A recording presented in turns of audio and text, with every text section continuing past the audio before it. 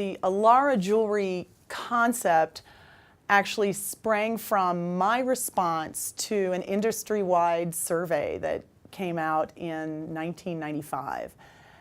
And it was a 6-month-long survey where they interviewed numerous people, end consumers, who had purchased jewelry in the previous 6 months. And it was determined that shopping for jewelry was considered about as pleasurable as getting a root canal. That was what made me say, that's got to stop, because people tended to have a universally bad experience going jewelry shopping. And so I said, well, then obviously we got to get rid of all this stuff that's universal.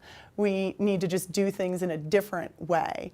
And that is where the whole Alara concept came from, having different jewelry presented in a different way, in a different type of store, with a sense of humor, but not to say with a lack of knowledge. And individuality is something that is very much celebrated in my store. It's celebrated obviously through jewelry design. I'm very outside of the box thinker in terms of jewelry design, but that extends to pretty much everything else I do. How we've set up the store without physical barriers that are very typical in a jewelry store, where the customer's on one side of the cases, you are on the other side of the cases, and oh, this is all ours and none of it's yours, and people feel unworthy. And so there's a psychological barrier there.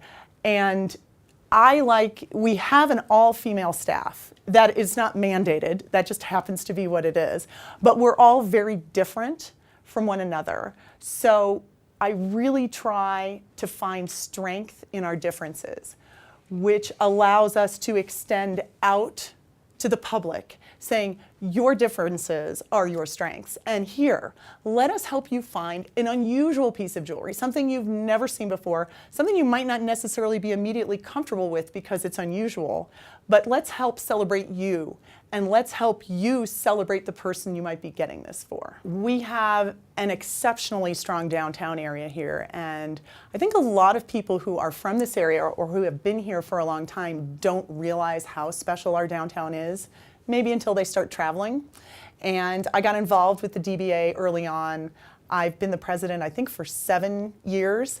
And so that is a two-way street. I get to learn a lot from my fellow entrepreneurs downtown, but it really is a give and take. I really try to give back to downtown and serve downtown, but I also get to learn a lot from people who have been here a lot longer than me. One of the things I like to do is to use my abilities with jewelry design to benefit local area nonprofits. And so I will specifically design a piece of jewelry or a little series collection of jewelry that is an ongoing fundraiser for a specific nonprofit. So for instance, there are Thrive charms that benefit Thrive, and we got together and we did that to coincide with their renaming of their organization.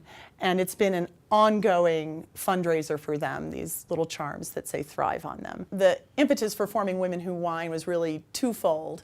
One was to provide a social networking opportunity for women in Bozeman who might not otherwise meet each other, and adding this spin of raising funds for nonprofits to a rather fun environment.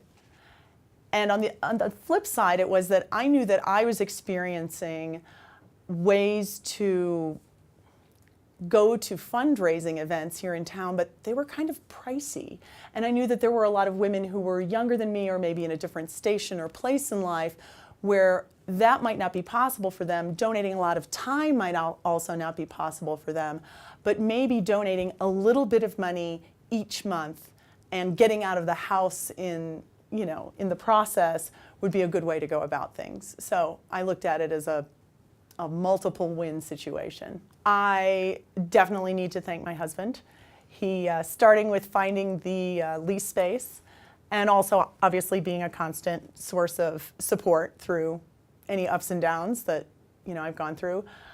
My team is my work family. They are my family. So I try to thank them all the time, but now's a good time to do that as well. And again, the people of Bozeman, thanks for letting me in.